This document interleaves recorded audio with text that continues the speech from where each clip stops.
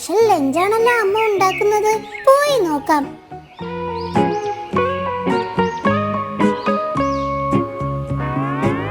Good morning mummy. Good morning. Hi, നല്ല മണമുണ്ടല്ലോ അമ്മേ. ഇതെന്താ? ഇതാണ് മോൾക്ക് വേണ്ടി അന്ന് മുത്തശ്ശി ഉണ്ടാക്കി തരാൻ പറഞ്ഞു തന്ന സ്പെഷ്യൽ ബ്രെഡ് സാൻഡ്വിച്ച്. ഹായ്, ഇന്ന് ബ്രേക്ക്ഫാസ്റ്റിന് കഴിക്കാനുള്ളതാണോ അമ്മേ? അല്ലല്ല, ഇത് മോൾക്ക് ഉച്ചയ്ക്ക് ലഞ്ചിന് കഴിക്കാനുള്ളതാ. Hi, thank you mummy.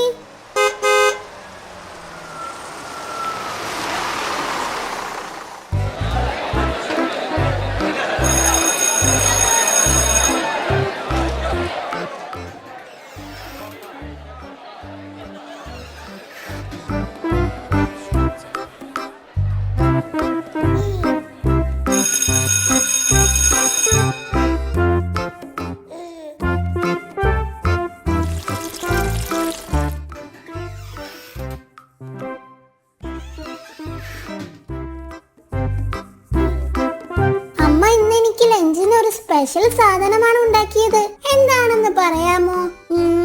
Biryani അല്ല, എന്നാൽ മസാല ദോശ. അതുമല്ല. ഞാൻ തോറ്റു. ഇനി നീ തന്നെ പറ. ഞാൻ പറഞ്ഞില്ലായിരുന്നോ മുത്തശ്ശി അമ്മയോട് എനിക്ക് ഉണ്ടാക്കി തരാൻ പറഞ്ഞ ആ സ്പെഷ്യൽ ബ്രെഡ് സാൻഡ്വിച്ച് ആണത്. വൗ, അടിപൊളി. എവിടെ കാണട്ടെ? അയ്യോ, എന്റെ ബ്രെഡ് സാൻഡ്വിച്ച് കാണുന്നില്ലല്ലോ.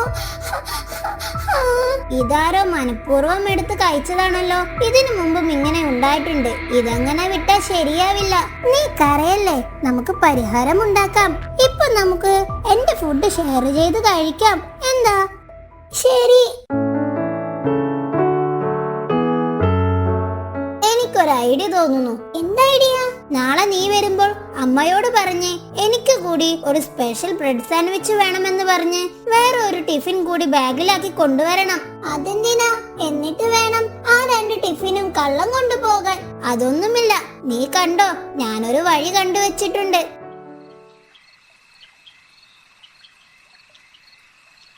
അമ്മേ, നാളെ അലക്സിനും അമ്മയുടെ സ്പെഷ്യൽ ബ്രെഡ് സാൻഡ്വിച്ച് വേണമെന്ന് പറഞ്ഞിട്ടുണ്ട്. അതിനെന്താ, അമ്മ നാളെ ഉണ്ടാക്കി തരാലോ. ഇപ്പൊ മോൾ കിടന്നോ. Good night.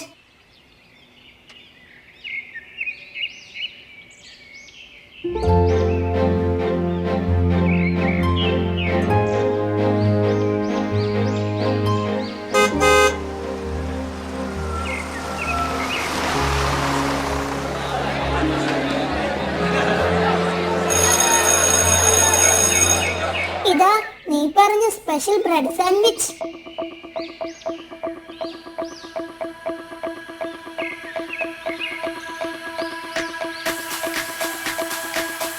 ഇനി നീ ഇത് നിന്റെ ഷെൽഫിൽ കൊണ്ടുപോയി വെക്ക്.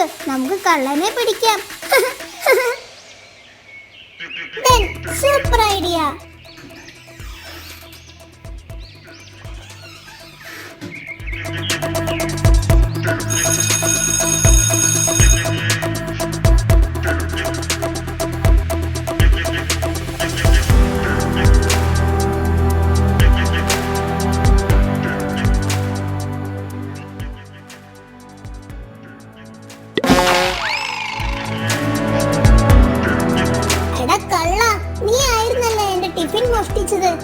അത് പിന്നെ നല്ല ഫുഡിന്റെ മണമടിച്ചാൽ എന്റെ കൺട്രോൾ പോകും. മോഷണം നല്ലതല്ല ടോമി. നമ്മുടെ ആഗ്രഹത്തെ നിയന്ത്രിക്കാൻ നമ്മൾ പഠിക്കണം. ചെറിയ കള്ളത്തരങ്ങൾ ചെയ്യുന്നത് സ്വയം നിയന്ത്രിക്കാൻ ശ്രമിച്ചില്ലെങ്കിൽ മുതിർന്ന പ്രായത്തിൽ വലിയ കള്ളത്തരങ്ങൾ ചെയ്യാൻ തോന്നും. അത് വളരെ ശിക്ഷാർഹമായിരിക്കും. സോറി കൂട്ടുകാരെ, ഞാനിനി മോഷ്ടിക്കില്ല. എനിക്ക് കുറച്ച് വെള്ളം തരുമോ?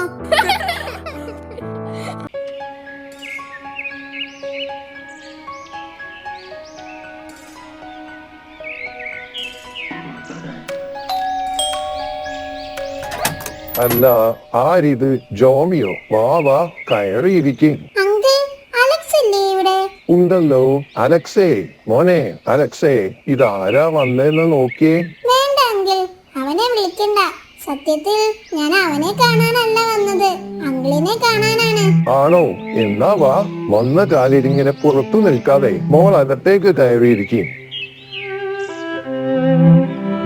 എന്താ മോളെ പ്രശ്നം? മുത്തശ്ശൻ അറിയില്ലേ അലക്സിന്റെ വയലിൻ വായനയെ കുറിച്ച്? ഓ, അവൻ വയലിൻ വായനയിൽ മിടുക്കനാണല്ലോ. എന്തു പറ്റി? സ്കൂളിലെ ഇത്തവണത്തെ വയലിൻ കോമ്പറ്റീഷനിൽ അവൻ പങ്കെടുക്കുന്നില്ല പോലൂ. അതെന്തു പറ്റി? അറിയില്ല അങ്കിൾ.